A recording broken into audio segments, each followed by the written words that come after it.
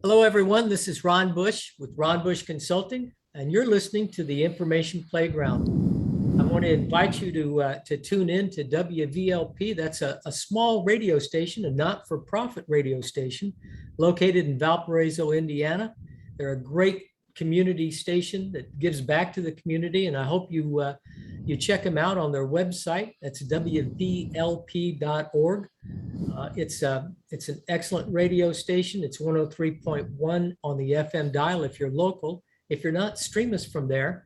We're on Mondays from 8 to 9 a.m., Fridays from 1 to 2 p.m. And I hope you just check out the website. There's a way for you to become involved in the radio station as well as in the community. It's a great opportunity for you. On the other hand, if you can't catch us at those times or you want to re-listen to the show, you can find us on demand on any of the podcast platforms that I'm familiar with: Spotify, Apple Podcasts, Google Podcasts, and 6 or 7 others. Look for us under The Information Playground. It seems to be a popular choice of words, so don't forget the article, the definite article, the, and don't leave out information or playground. You'll wind up with something else. You can find us on podcasts. You can also find us on YouTube under the same channel name, The Information Playground. So thanks for being with us today. I want to welcome my good friend, Danny McGuire. Good morning, Danny. Good morning, Ron. Danny is the program director for public safety management and public safety administration at Calumet College of St. Joseph. It's a pleasure to have you on with us this morning. And I'm looking forward to getting to talk to you about all that you do. So if you would, before we get too deep in the conversation, tell the folks a little bit about yourself, who you are, and how you came to be where you are. Great. First of all, thanks, Ron, for having me on. I appreciate it. This is great. My name is Danny McGuire, Jr. I'm a second generation law enforcement professional. I spent over 20 years in law enforcement. During that time, I was able to educate myself, go back to school. I'm an alum of Calumet College. At the time, we called it law enforcement management. Now it's called public safety management. So I'm law enforcement and management, bachelor's of science. Went on to get a master's in counseling psychology from the Adler School of Professional Psychology, now known as Adler University, and then a doctorate of education, emphasis ethical leadership from Olivet Nazarene University in Bourbonnais. I left the job in 2012 due to an injury. During that time, once I received my first master's degree, I started teaching at Calumet College in the undergraduate program.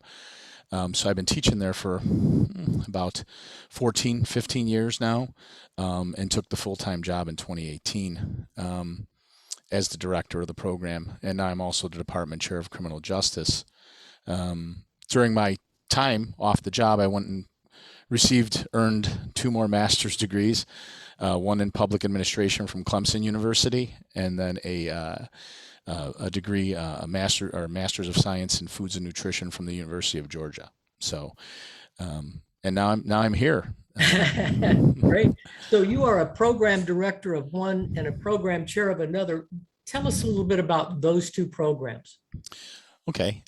So public safety management, the undergrad, and public safety administration, the graduate degree, are accelerated formats, and they're created for public safety professionals, law enforcement, firefighters, emergency services, and so they can go to school knowing their schedule is very hectic, in a mirrored format, so they can go in the morning or at night during their day. They go 1 day a week, and in about 2 years, they pump out with a bachelor's degree or a master's degree. Many of them go on to the master's after the bachelor's. And the traditional criminal justice program is set up for traditional students who are on campus, your average traditional student that goes back to, college after high school. We do have some adult learners in the program, but the 2 programs are a little different in the way they're just delivered. That's really it. Okay. So who would be your normal student? Would it always be first responders, or are there other traditional students that just come, out of high school looking for a bachelor degree that gets steered your way? Or how would folks know about your program, and what do they hope to get out of it when they graduate from it? One, so since I've taken the program, we have had traditional students go into the public safety management or public safety administration master's degree. Prior to that, it was kind of strictly set up for your emergency first responders. We have, had some traditional students jump in. We will also have some traditional students who are athletes that need eligibility, a class for eligibility. They'll jump in and take a class or two in our program. So the average, if you look at my program, just my program, the public safety program, the average student is probably a police officer, somebody who works in emergency services, probably full time. And they're anywhere between 5 years on the job, and some people have 25 years on the job. I did a survey, interestingly enough, Ron. I did a survey years ago where I asked them, well, why are you going back to school? As a psychology guy, I'm always wondering why. Like, why are they doing what they're doing, or why are they thinking this way? So one of the questions I asked is why, and the top three choices were this: to be promoted within my department, to move up the ladder in my department, to prove something to my family. And when I asked for, like, give me some background on that. What does that mean? To prove something to your family. Well, I have a son who doesn't know if he wants to go to college, or a daughter, and they're struggling with the choice to go to college. So I wanted to show them that college is important. So I went back to school. Wow. I'm like, wow, that's pretty cool. And the number three choice was, when I retire, I want to do something else. I plan on retiring early. And with law enforcement now, the trend is people are retiring early. Some people are retiring before they can even collect a pension. And they're leaving the job at a rapid rate. When I first came on the job in 1992, I was working with police officers that had 40 years on the job. Yeah. And there was no retirement age on the Chicago Police Department. There was an individual, I remember we'd see him for coffee downtown sometimes, and he was like 68 years old, and he had like 42 years on the police department, 43 years. But now people tend to be leaving early, so that's like their third priority is, when I leave here, I want to do something else. But you would find the program. You could go to www.ccsj.edu. Calumet College of St. Joseph, their website. You could look, for public safety management, public safety administration. And for traditional students, you'd go to the same place. You might just end up in the criminal justice program. Our departments work well together.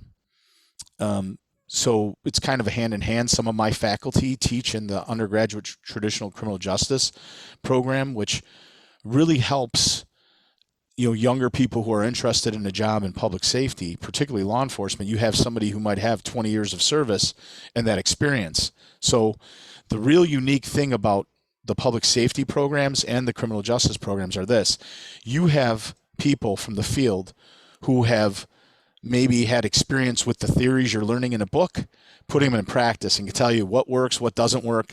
So that experience element, right, is really important. So that's one of our strengths, I believe, in both of the programs, is the faculty. Excellent. And a lot of your faculty are prior police officers. I don't know, maybe firefighters as well. We have an array of public safety professionals, mostly our law enforcement, and most of them are current law enforcement. There's only a few in our programs that are retired, whatever their status is, but most of them are current in the field police officers teaching. In the traditional criminal justice program, you have attorneys teaching, law enforcement professionals. You have people with backgrounds such as yours in the cyber world teaching. You have an array of people teaching, but all of them have experience in their fields, which makes them very valuable. Excellent. Well, so you said something earlier that I want to dive into a little more. Mm-hmm. That is that you find police officers are not staying with the job as long as they used to. Now, of course, I think the day when most people work at the same place all their life and then retire, that's pretty much behind us. I won't say it never happens, but it certainly isn't the norm. It's the exception. but we live in a time where we've gone through defund the police. To be sure, there's been some issues, and those have been highlighted, I believe, in the press uh, to the to the exclusion of all the guys that do a great job and risk their lives day after day. You and I have talked about this, and you brought up some excellent points. So let's talk a little bit about the guy who or the gal who decides, I really want to do something else. I go out and risk my life. Before we go there, let's talk about the person that does risk their life. Let's talk about that, because you know that person very well. You've been that person, but you work with those folks every day. They go out and risk their lives, whether it is fighting fires or it's fighting bad guys, defending the innocent, if you will. Well, it's a great dialogue, Ron, first of all, because I think, we believe what we see on TV quite often. And sometimes it's not 100% of the facts. So in my career, if I may, my career was spent, I became a police officer at 21 years old. When in Illinois, that's the minimum age. And I started in a narcotics task force called the South Suburban Drug Initiative. And I worked undercover as an undercover police officer buying drugs undercover in the south suburbs of Cook County. And then at 25 years old, after 4 years of that experience, I went to Chicago Police Department. My father was a Chicago police officer. And my father spent over 47 years in service combined between Cook County, Chicago, and the federal government. So he was a bomb tech, Vietnam veteran, and he was my hero. So while other kids were admiring, athletes and musicians and things, I was always looking up to Dad. Like, I want to be more like this guy. So that's what drove me. And then I spent several years in the Chicago Police Department, and in that time, I was a member of Special Operations Section, which I became a member of the HBT team. So I did, HBT. Now they call it SWAT on Chicago, but at the time we called it Hostage Barricade Terrorist Team, right? Oh, okay. And, I was a sniper. I was a SORT car, which is a heavy weapons car that drives around the city waiting for these active shooter events. So I'm explaining this because I have some, I've been hit with the frying pan, right? I faced life and death situations before, right? Yeah. And then later on became a sergeant and worked in patrol in one of the busiest districts in the city where, we were getting 300 calls for service on a Wednesday. At 1 a.m, there's 300 calls for service waiting. And they weren't like, a tree fell down, so someone's got to direct traffic. There were person shot, person stabbed, domestic disturbance. I mean, these were waiting because we didn't have enough manpower, or personnel, and then after that short time, I went back to the SWAT team, as now they called it SWAT, and it was in a support capacity where I handled weapons of mass destruction, training and equipment and things like that, more in a support capacity, and eventually became the chief hostage negotiator for the SWAT team because of my psychology background and education. With that said, the experience is there, so I can speak to this, right? What I don't like in this world, or what I shouldn't say I don't like, it's a bad choice of words. What really kind of gets under my skin is when someone has zero perspective and they're trying to lend perspective to a situation where they have none. Right. Like, you're going to try to explain to me, you've never been hit with a frying pan. You're going to try to tell me how it feels to be hit with a frying pan. You have not. So I can lend some experience to this, and being around police officers and teaching them all the time. And also one of the things I try to do on the side is mental health therapy. My first degree is in counseling, my first master's. So I've had a chance to be an intern at a place that services all first responders. And I had several clients that I dealt with and did wellness checks. And it goes from, like, I love this job, to I want to buy 2,000 acres in Montana and never see a human being again, right? Because of my experience, because they've been hit in the head with the proverbial frying pan over and over again. So I think what's happening is, from a standpoint of looking at it like, why are people thinking this way? And then asking the questions in therapeutic settings, or just having a conversation with a student at 2 a.m. who calls my cell phone and says, "Can I talk to you, doc? Can I talk to you? I need someone to talk to." Absolutely, you could talk to me. Yes, I was in the middle of a slumber, and just deep sleep and eye movements probably, and you woke me up, but it's important to me to listen to you. So they'll call me and say, I'm just done here. And I'll say, well, why are you done? Because they had an experience. Police officers are coming to everyone at their negative time. Yeah. The police officers are not getting called in the city of Chicago or in major, even suburban areas these days. They're not being called to, hey, come to my backyard barbecue and have some barbecue with my friends and tell my friends and family what a great person you are. They're being called because somebody's cousin stabbed somebody over something in the backyard. Yeah. So you're coming in the worst possible scenario. You see people with their worst, and it's a highly negative environment from the time you get in that car till the time you go home. And then you're supposed to go home to your family, flip a switch, and be dad or partner or whoever you are in someone else's life. Mm-hmm. It's a very difficult thing to do. Yeah. There's people I know in this world that can't, they get no on a sales call and they're ruined for the day. I have to take the rest of the day off. I can't even function. I just saw a child with their head removed because their father killed them. Yeah. Now I'm supposed to go back and answer 18 other calls tonight. That's just how it works. Yeah. So police officers are in these horrible situations on a daily basis. When they stop somebody to give them a ticket because the person made the choice to break the law, when the person pulls them over, they're mad at the police officer. Why you pull me over? Or they're videotaping, or I'm saying videotape. That I'm showing you my age, Ron, right? They're doing the recording on the iPhone or whatever, right? And the police officer is just doing his or her job. Yeah. The law is stated. You learn this in driver's ed. You cannot drive through a red light. If the sign says 30 miles per hour, you can't go 50. So you have made that choice. So now the police officer pulls you over because that's his or her job. And they say, why I stopped you? And they give, you're giving a police officer an attitude.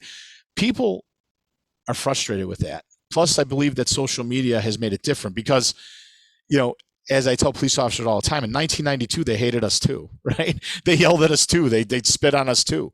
They did the same thing. It's just not on hyperblast where you click on a button and it's on social media now. Yeah. And you're only seeing 2 minutes of an event that lasted 20. Right. The thought occurs to me, whether we're talking TV, television, movies, all of the media that we watch day in and day out, whether it's YouTube or whatever it is, it's the best teaching platform ever invented. I mean, books are great, and they were a great alternative to oral teaching, but nothing holds a candle to watching something in a video, which is what we'd call it today. A show is what we used to call it, or a movie is what we used to call it. Nothing compares to that. You're watching a human being, often in the quiet, in the privacy of your own home.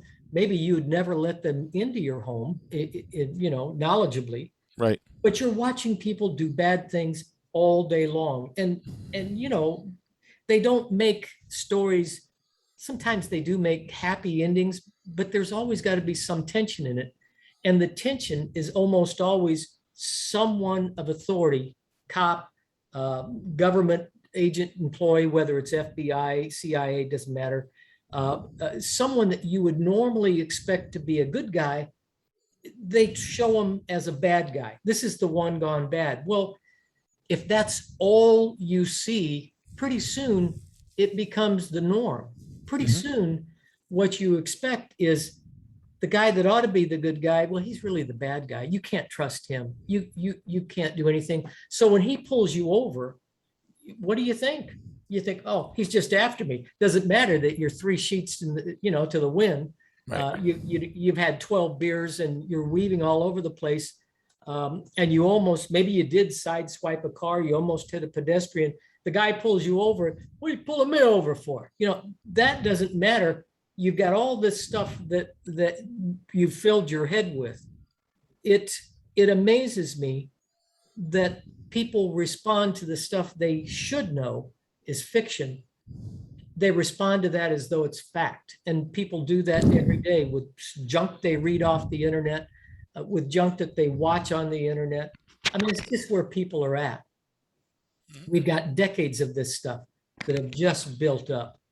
Um, it makes me wonder where on earth we're going to go with this stuff. How do you get people to risk their lives every day and deal with the stuff that you've just itemized? I can't imagine looking at either in real life or a picture of a kid with his head cut off because his father went nuts, drugs, whatever the case might be. And now I've got to deal with that and then pick up the phone and deal with, hi, my cat's stuck up in the tree, or you get this phony call.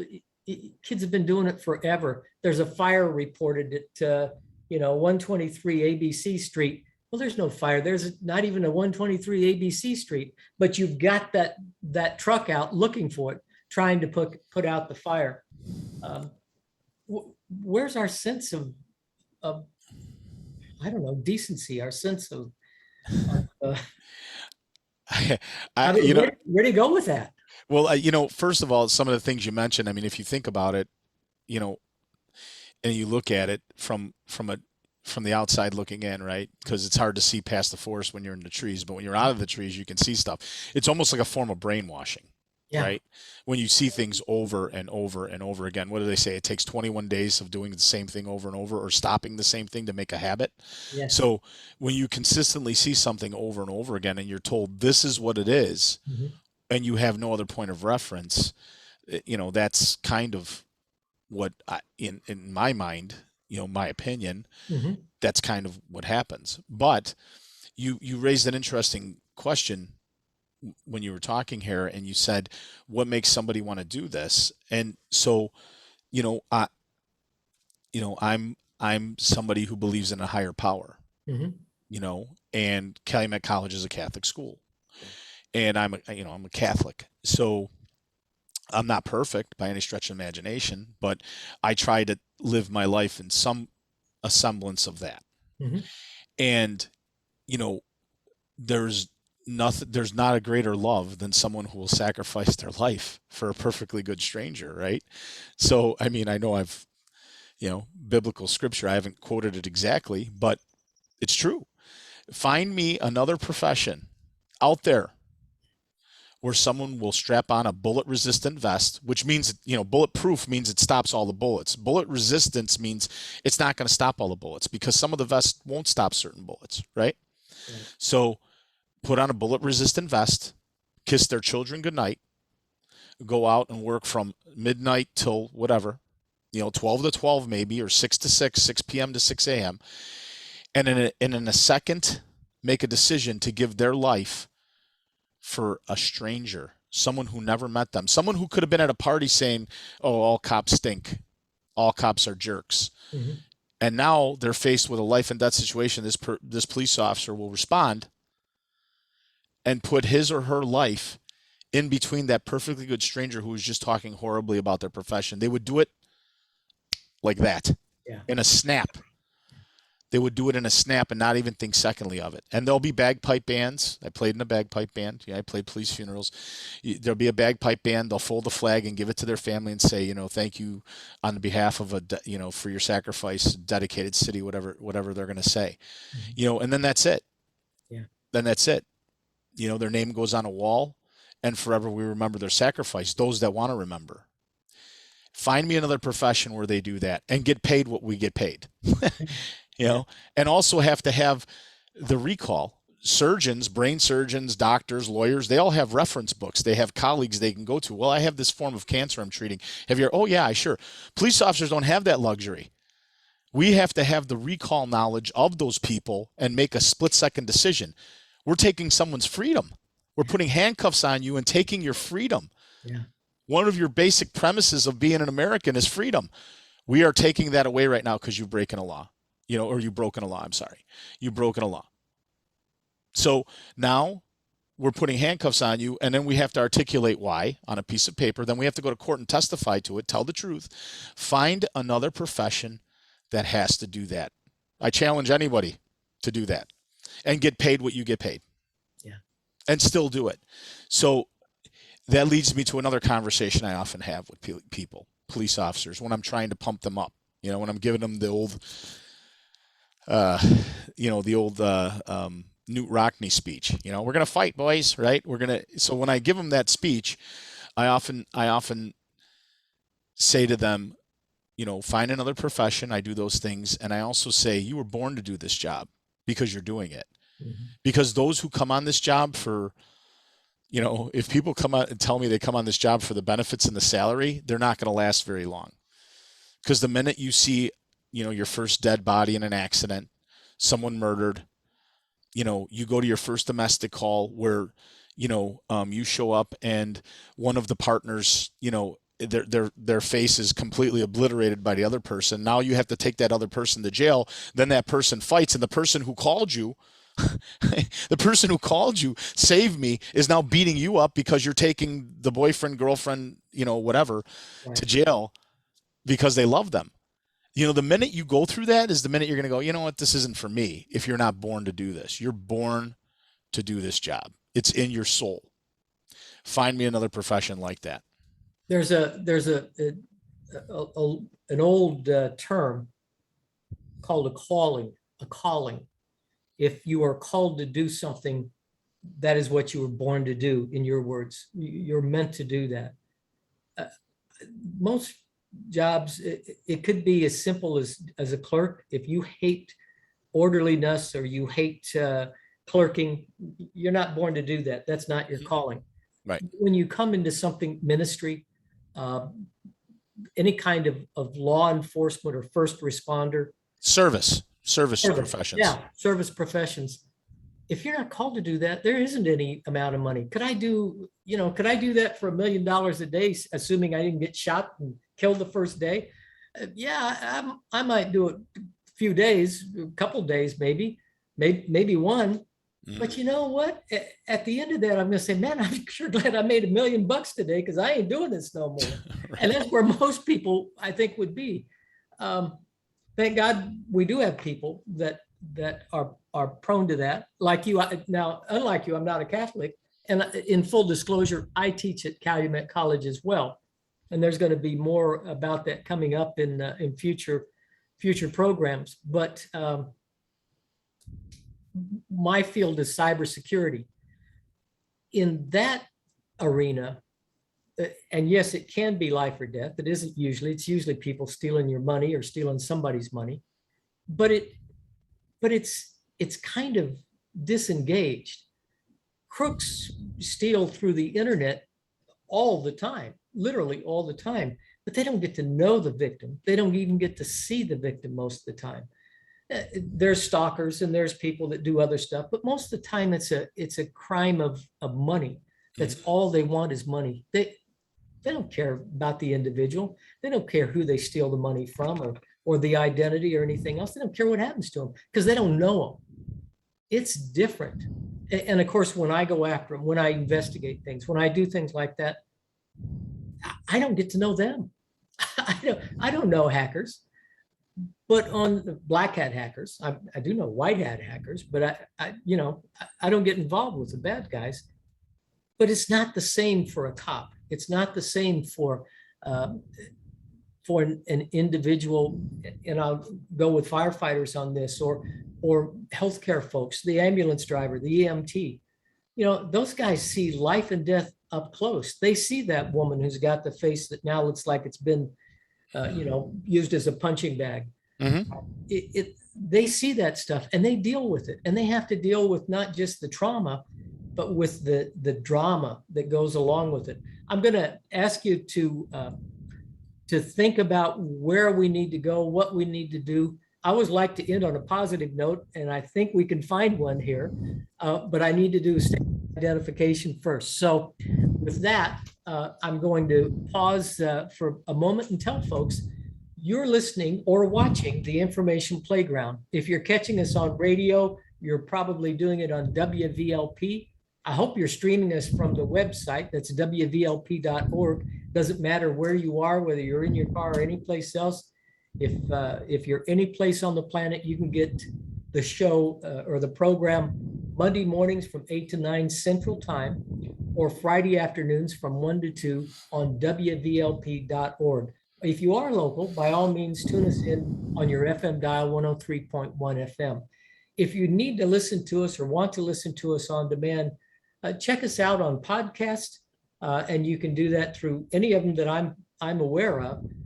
Spotify, Apple, and Google Podcasts, probably the top three, but any of them I'm aware of, look for The Information Playground. That's the name of the radio program. That's the name of the channel on podcast, as well as the channel on YouTube. So The Information Playground. My name is Ron Bush. I own Ron Bush Consulting, and we're a cybersecurity company.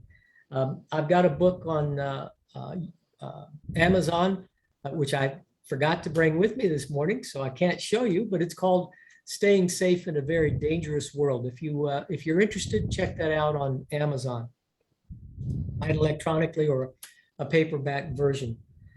Our guest today is a very special guest, is Danny McGuire. He's a I don't know that you say former police officer, because once you are, I guess you always are. It's kind of like a Marine. You don't say an ex-Marine. You say an active Marine, or you just say a Marine, I guess. I'm not sure where to go with that. But right now, for today, we're talking to you as the program director for Public Safety Management and Public Safety Administration for Calumet College of St. Joseph. It's a great little Catholic college. It's a small private school up in Whiting, Indiana. They do a great job, business degrees, and hopefully soon we'll have a cybersecurity degree, which is how you and I will be working a little closer together then. I'm giving a little of that secret awaits coming up in future programs, but it's hard not to talk about it. Danny, talk to us about, we've talked about how you got into it. We've talked about where things are at now. We've got roughly a little over 20 minutes left in the program. Let's talk about some positive things. What can people do? What can individuals do if they're in the police force or in law enforcement now, or in first responder, in any capacity? They can certainly become a student in your program. Let's talk about what people can accomplish when they go through any of your degrees, and you've got both graduate and undergraduate degrees available. What can they hope to do when they come out of that? Well, as I said earlier, most of them go back to school for promotion, right? So that can help you within your department. Some departments require, collegiate education to get the job in general, and then to move up the ladder, you need further education. Some people do it to, get education for themselves. So if I may speak to my own, I have an adult son with special needs, right? I'm his guardian. So that was a rough road. Life has always presented challenges, and I've seen some of the most negative things. There's things I'll never be able to erase from my brain that I've seen. No matter how much therapy I do, no matter how many times I go to a therapist, it doesn't go away. The sights, the smells, self-disclosure, I'm a recovering alcoholic. Right. So I've spent my time in trying to drink those things away, and I couldn't, and a lot of negativity. So what did work for me was going back to school. That was like a positive thing for me. It occupied my brain, it kept me off of those things, kept me out of a bar, kept me moving in a positive direction, education. So I think that sometimes education is key, and having the faculty I have who have, again, been hit with the frying pan, right? They can lend a student some very important things that not only affect them in the academic world, but also in the real life. And, not just for police officers, any public safety professional, any person that has some sort of, I've had people in the master's program now that are security professionals or work for one of the oil companies, in gas companies in Northwest Indiana that they work in the security department. So they're going back to school to get a master's degree. So anybody in the public safety realm, and when I think it's a lot of fulfillment, and I think it's a lot of education and a lot of getting a lot of experience from someone who's been there, right? Mm-hmm. So I think that's a benefit. One of the things I can say from a mental health standpoint is that, particularly to public safety professionals, mostly law enforcement, though, it seems like, suicide is on the rise in the last 5-6 years. Mm-hmm. And I believe that, no one wants everyone wants to be loved, right? There's the pleasure principle, right? Like we avoid pain and we seek pleasure. No one wants to be someone's punching bag. No one wants to go to work and feel like, this is the worst day because someone yelled at me, they threw something at me, they give me the finger, they fought with me.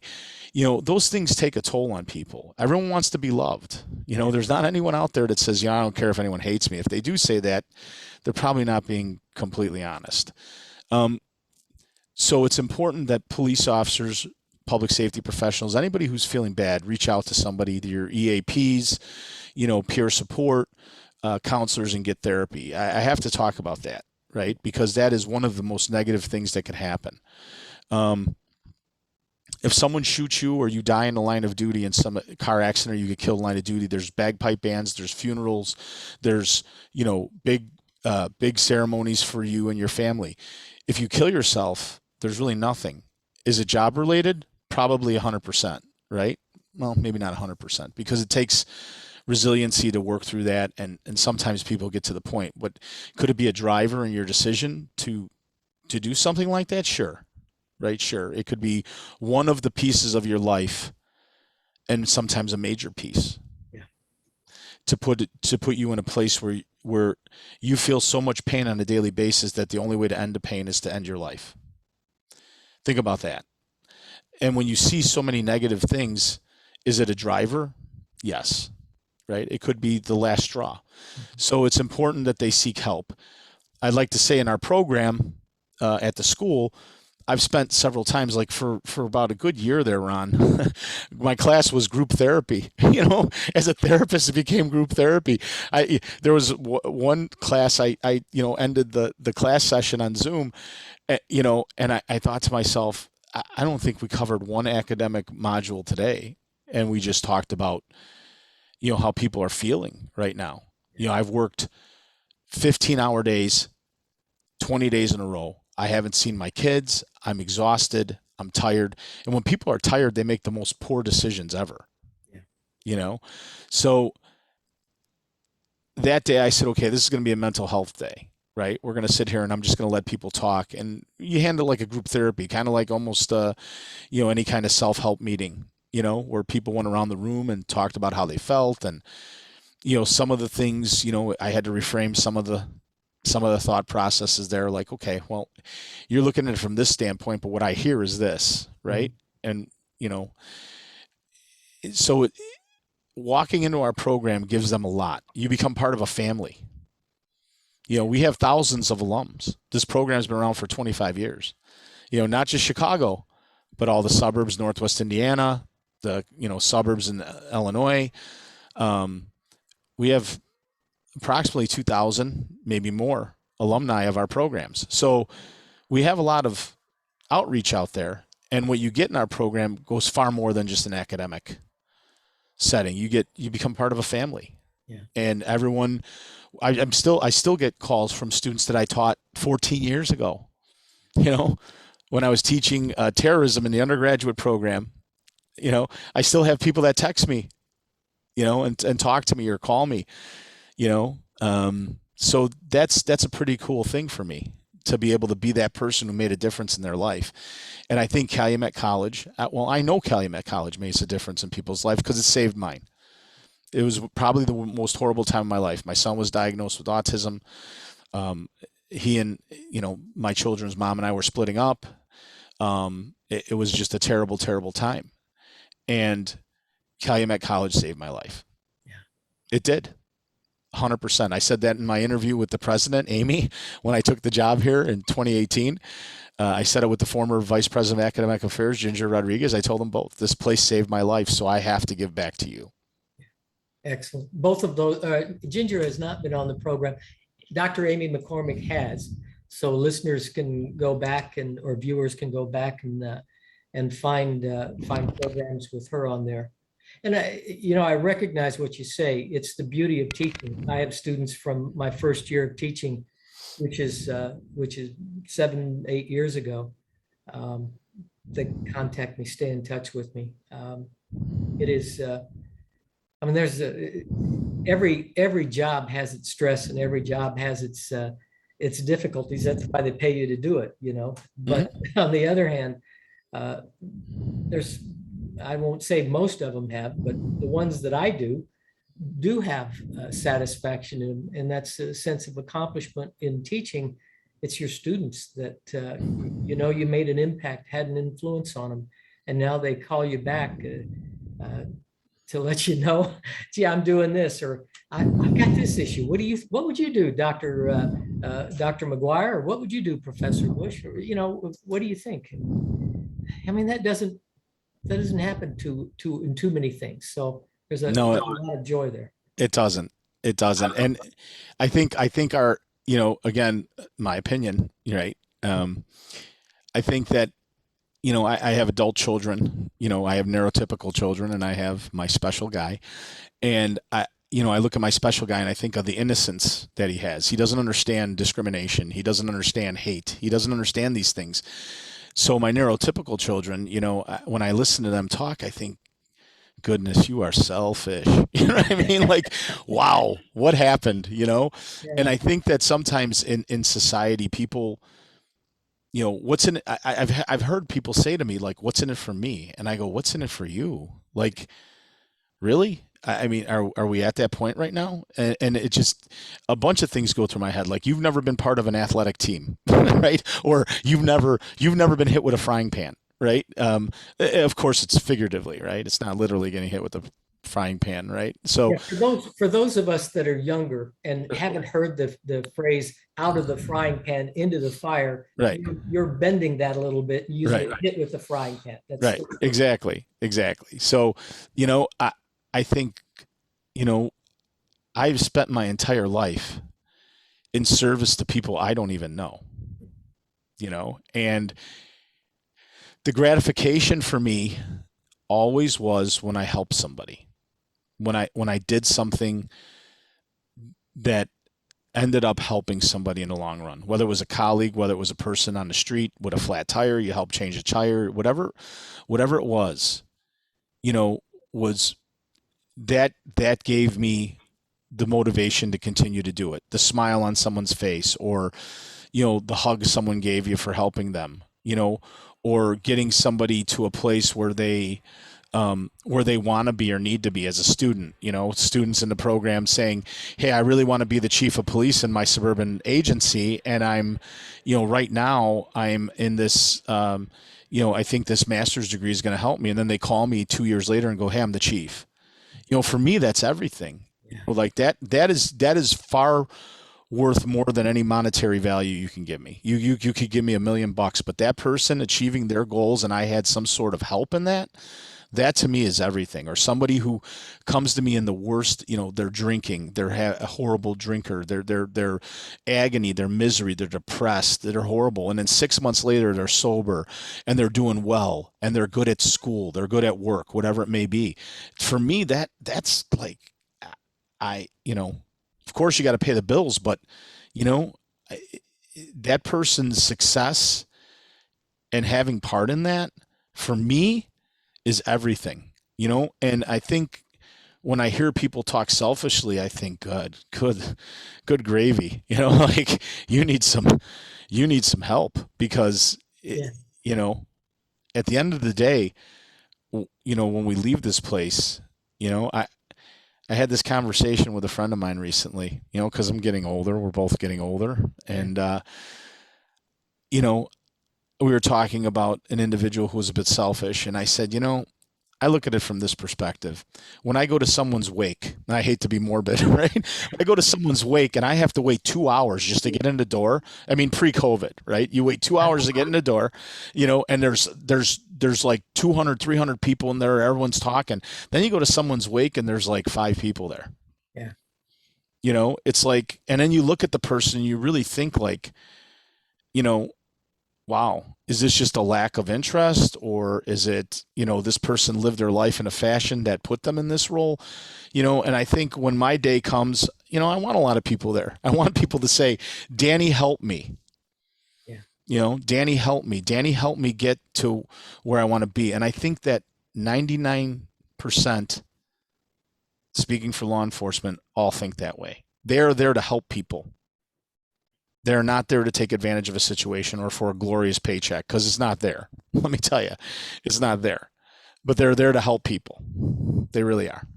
I, I appreciate all that you just said. We do live in the age of the selfie, but selfishness didn't start this generation or with the phone to take smartphone to take selfies. And you quoted Jesus earlier, that there is no greater thing a man can do than to lay down his life for a friend. I think it's the NIV version. Right. No greater love, I think, Ron. No greater love. Yes, I said thing. You're exactly Yeah. right. No greater love. You're exactly right.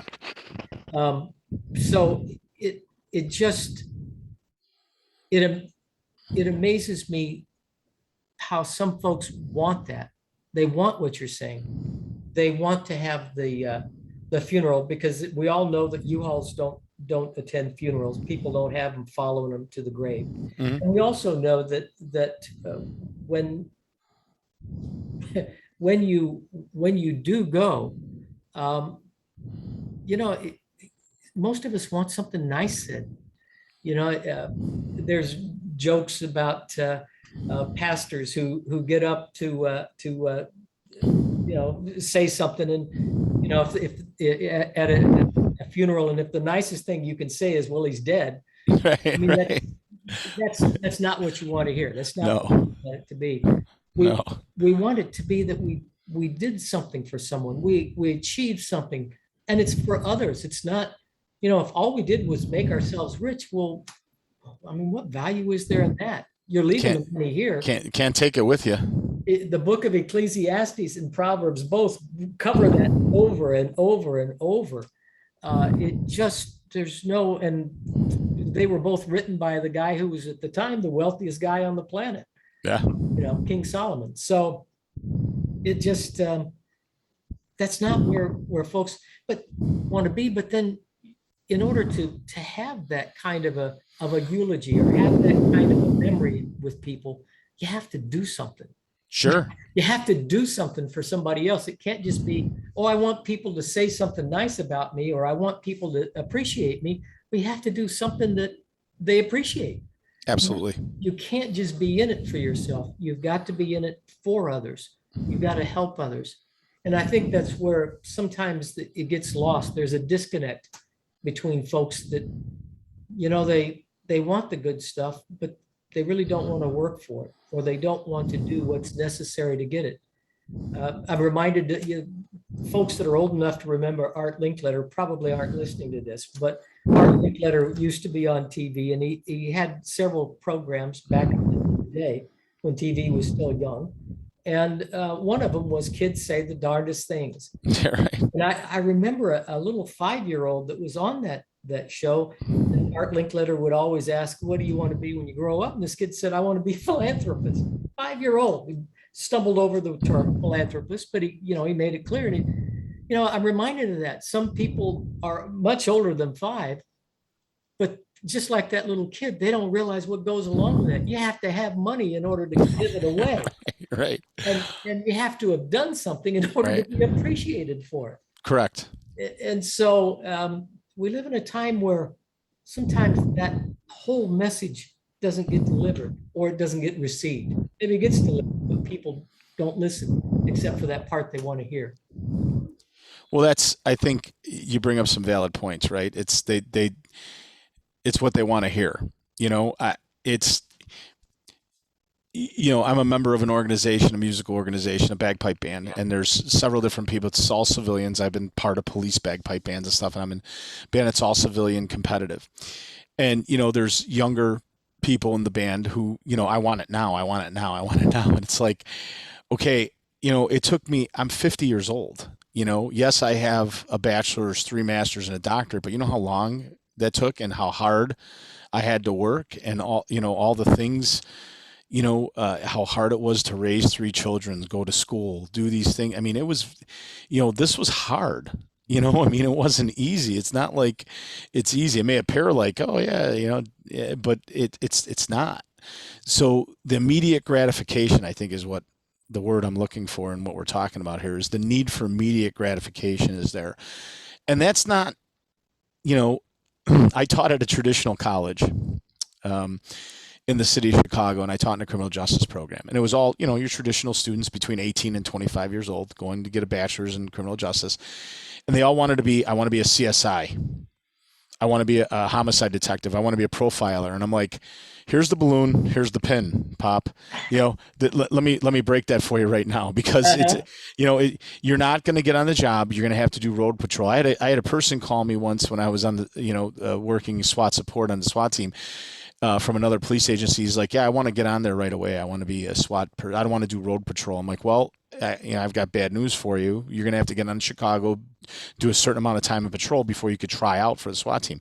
He's like, well, I should go on there automatically because I was, a special forces guy and I did this and that. And I'm like, well, I'm sorry, but that's not how the rules work here, So that need for immediate gratification sometimes is, supersedes the work ethic, right? So my dad always said, and it's speculative who said this quote, but he's like, you know what? I'm a really lucky guy. The harder I work, the luckier I get. Yeah. And my dad, right? My dad always says that, right? So it stands true, right? So I'll tell people, if you put a little sweat equity in this, right, it's going to pay you dividends, right? But if you think that because you do something really good that it should be done, immediately, like the kids at the college going, I want to be a CSI. I'm like, you watch TV, right? Yeah, because that's where you're getting this from, and there's nothing like that. We have nothing like that, nothing. And they're, oh, really? Yeah.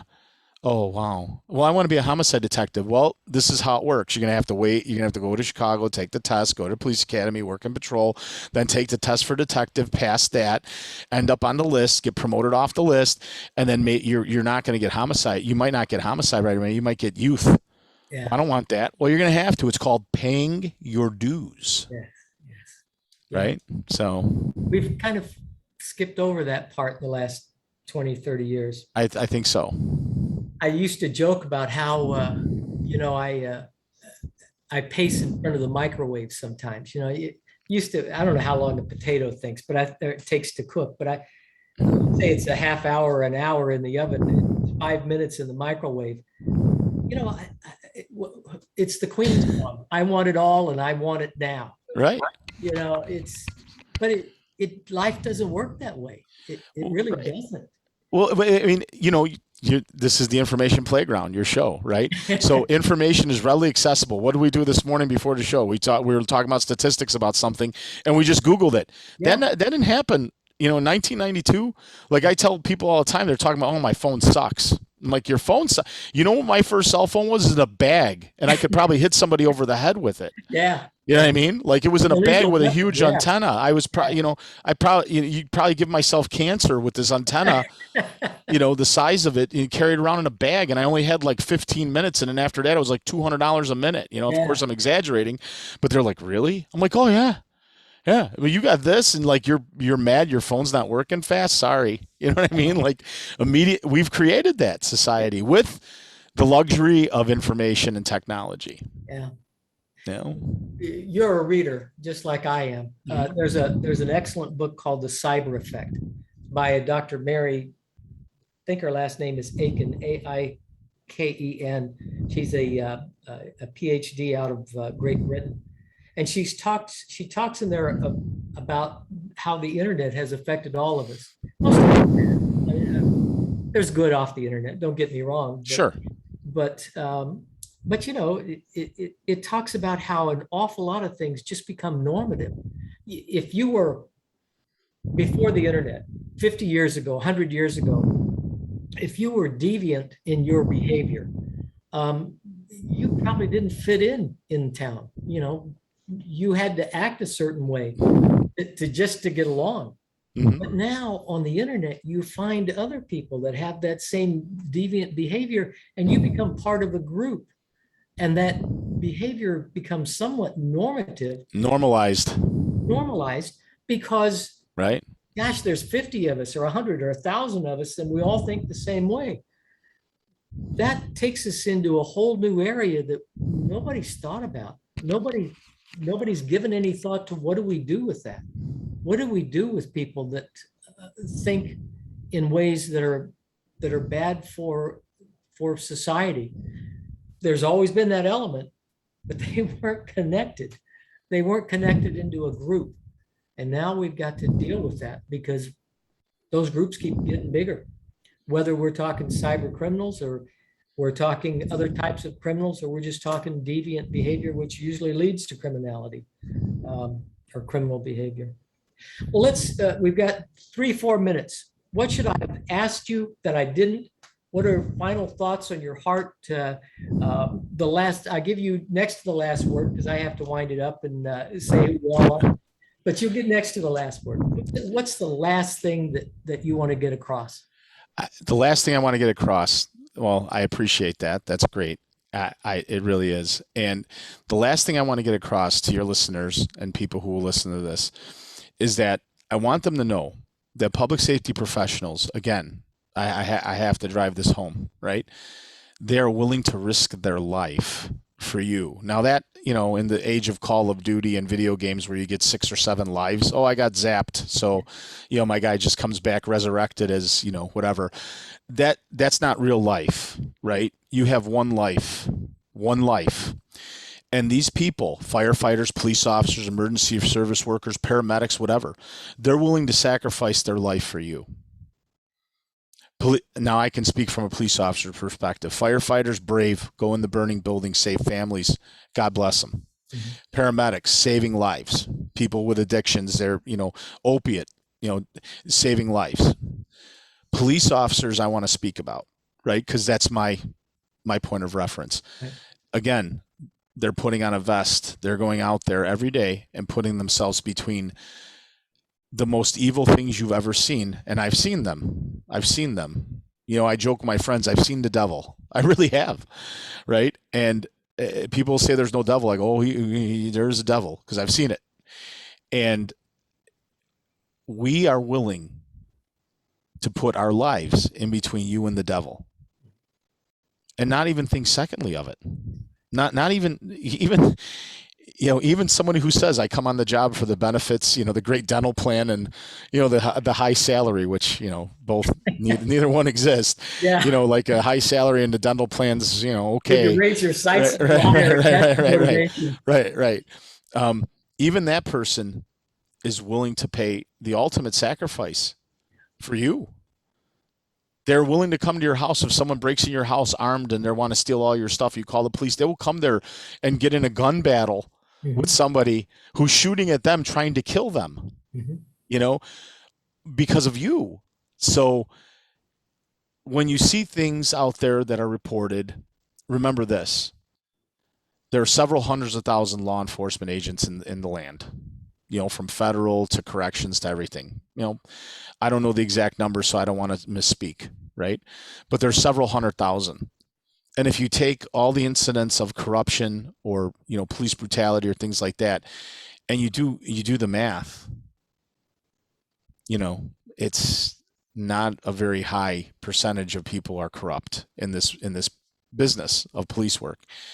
And again, they're willing to sacrifice their life for you. No matter what you look like, no matter where you come from, no matter what your background is, size, shape, color, whatever, ethnicity, they're willing to give up their life for you to make sure you're safe. That's the point I want to drive home. They're human. And to flip that switch on a daily basis, to be able to go from, mother, father, whatever your role in life is, having these life roles, sister, brother, son, daughter, whatever you may be, and then going to work and in a second have to flip a switch to save their own life or someone else's life, they will do it. They will do it for you.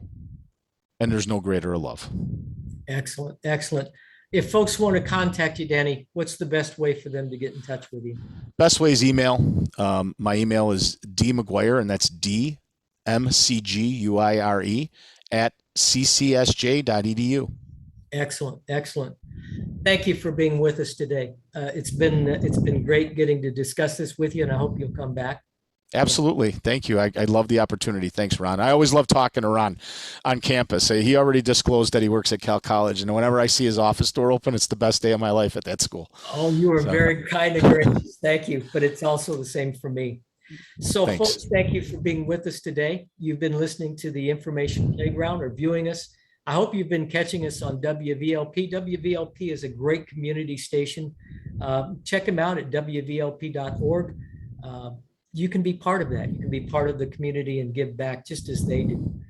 You can support it. You can underwrite this program. You can underwrite other programs on the radio station. After that, if you're wanting to find us on demand, check us out, The Information Playground, on podcast or YouTube video. I'm Ron Bush. Best way to catch me is Ron at ronbushconsulting.com. I thank you for being with us and for staying with us, and I hope you have a great rest of the day. Take care. Thanks, Ron. Thank you.